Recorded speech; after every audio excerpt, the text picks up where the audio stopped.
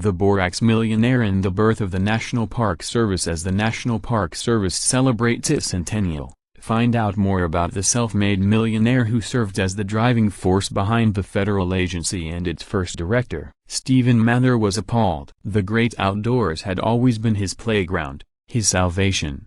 However, after hiking for days through Yosemite and Sequoia National Parks in 1914, the self-made millionaire had grown disgusted at the overgrown trails, littered campsites, grazing cows destroying pristine meadows and speculators angling to log giant sequoia trees. As a concerned citizen, Mather fired off a letter of complaint to U.S. Secretary of Interior Franklin K. Lane. "Oh dear Steve, Lane reportedly responded. Oh, if you don't like the way the parks are being run, come on down to Washington and run them yourself." That's what Mather did. Stephen Mather, agreeing to work as one of Lane's assistants overseeing America's national parks, the native Californian was the right man for the job. The national parks needed a salesman, and Mather was a marketing whiz. After a stint as a reporter for the New York Sun, he had become a sales manager for the Pacific Coast Borax Company. Faced with fierce competition, Mather tapped into the romance of his company's founding in Death Valley and branded his product O20 Mule Team Borax. Posing as a housewife, Mather wrote letters to the press extolling the virtues of the new Borax brand. Sales exploded, and O20 Mule Team Borax became a household name. After leaving to start a competing borax company, the 47-year-old Mather had by 1914 become a millionaire seeking a new challenge, and the national parks held a very personal importance for him. Years earlier,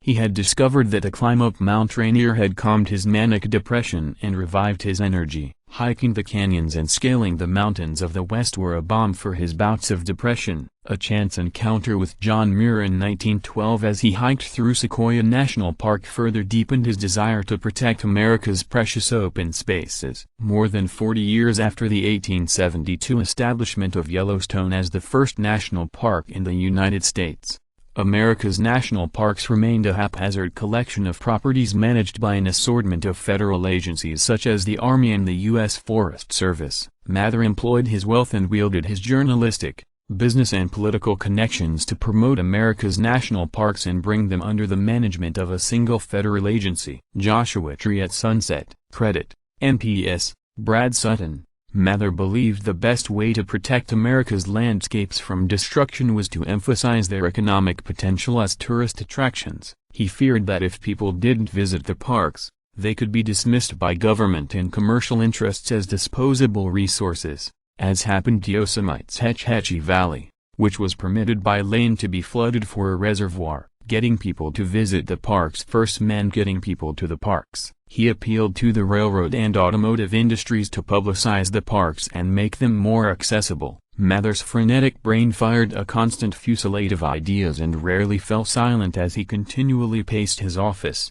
He was a tireless promoter of the parks. In 1915 alone, he traveled nearly 35,000 miles as a hands-on problem solver, firing the incompetent, politically appointed superintendent at Mount Rainier on the spot and lobbying wealthy friends to help him purchase and repair Yosemite's 56-mile privately held Geauga Road before donating it to the park. At his own expense, Mather hired former Sun colleague and New York Herald editor Robert Sterling Yard at a $5,000 a year salary to publicize the parks in America's newspapers and magazines. With funding provided by Mather and railroad companies, Yard in 1916 helped to produce the National Parks Portfolio, a travelogue that featured spectacular panoramic photographs of the national parks. The paperback version sold nearly 3 million copies in its first year of publication, and Mather sent leather-bound copies to congressmen, chambers of commerce and professional societies across the country to build awareness of the parks. Acadia National Park. Credit, NPS, Christy Rugg. Oh, this nation is richer in natural scenery of the first order than any other nation, but it does not know it, Mather wrote in the books.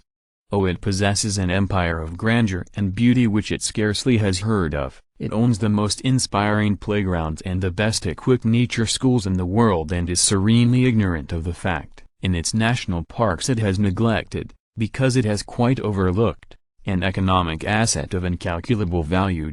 Mather's publicity work paid off as the number of national park visitors tripled from approximately 350,000 in 1916 to more than 1 million in 1920. Mather had his team craft a bill to establish a separate parks agency inside the U.S. Department of the Interior. For years similar efforts had been blocked by commercial interests, which wanted to harvest the resources in the parks for their own gain, and U.S. Forest Service Chief Gifford Pincott, who sought to literally protect this turf. To make his case, Mather invited a group of 15 businessmen, politicians and editors on a 2-week tour of the Sierra Nevadas, complete with campsite dinners cooked by a chef and served on fine linen and china. After bringing the powerful group to the Cathedral of the Great Outdoors, he called on them to be disciples for a new National Park Service.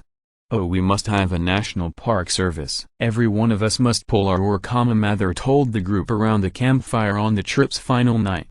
"Oh, remember that God has given us these beautiful lands. Try to save them for, and share them with, future generations. Go out and spread the gospel!" Map of national parks in 1916. Thanks to Mather's efforts, the measure finally passed in 1916. Appropriately, Mather was not in his office, but hiking in the Sierra Nevadas when Wilson signed the law creating the National Park Service. In 1917 Wilson appointed Mather as the agency's first director, a position he held until 1929. As director, Mather is credited with professionalizing the park staff, overseeing an expansion of properties, bringing in concessionaires to provide food and services, and creating the first visitor centers. At times, he continued to fund projects on his own dime. Today, many of the 300 million annual visitors to America's national parks are greeted by landmarks named in his honor, such as Mather Point on the Grand Canyon's south rim, Camp Mather at Yosemite National Park, and Mount Mather in Denali National Park.